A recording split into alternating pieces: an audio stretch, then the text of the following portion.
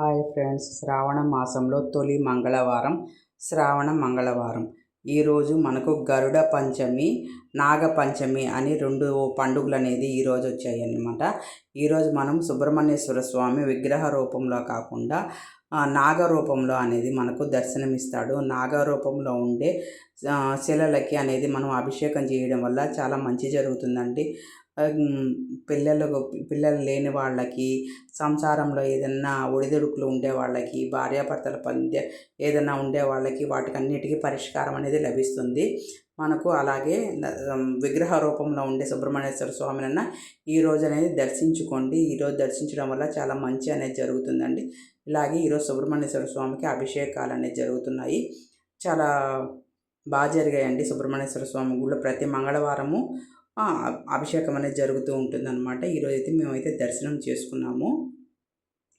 ఇలా ఆడవాళ్ళంతా పిండి దీపారాధనతో చేసుకున్నారు. అలాగే వినాయకుడికి ప్రతిరోజు అభిషేకం జరుగుతుంది. ఈరోజు మంగళవారం ఆంజనేయ స్వామికి అభిషేకం జరిగింది. రాముల వారి గుడిలో ఉండే ఆంజనేయ స్వామిని రాజుతో ప్రతి మంగళవారము శనివారము అభిషేకం అనేది జరుగుతుంది. పాలతో అభిషేకం. పూజారి బాగా నిదానంగా బాగా చేపిస్తారండి. వీలైన వాళ్ళు పాలు, పెరుగు అవి తీసుకొని కూడా చేసుకోవచ్చు. చెప్పేసిపోయారంటే కొద్దిసేపు మీకోసం వెయిట్ చేస్తారు. లేదంటే ఈరోజు గరుడ పంచమి, నాగ పంచమి అనేది నేనైతే నాగశిలలకి అనేది అభిషేకం చేయడానికి వచ్చాను. నాగశిలలో పసుపు కుంకుమతో బాగా అన్నిటితో అనేది అభిషేకం అనేది చేసుకుంటాము. అలంకరించుకున్నానండి.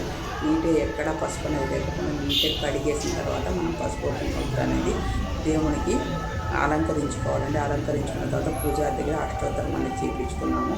చాలా బాగా చేశారు. అలాగే ఈమె దుర్గాదేవి అండి. రాముల వారి గుడిలో సైడ్లో ఉంటుంది. చాలా పవర్ఫుల్ దేవత. ఒకసారి అయితే నమస్కరించుకోండి. మనసులో ఏదైనా కోరుకుంటే ఖచ్చితంగా జరుగుతుందండి.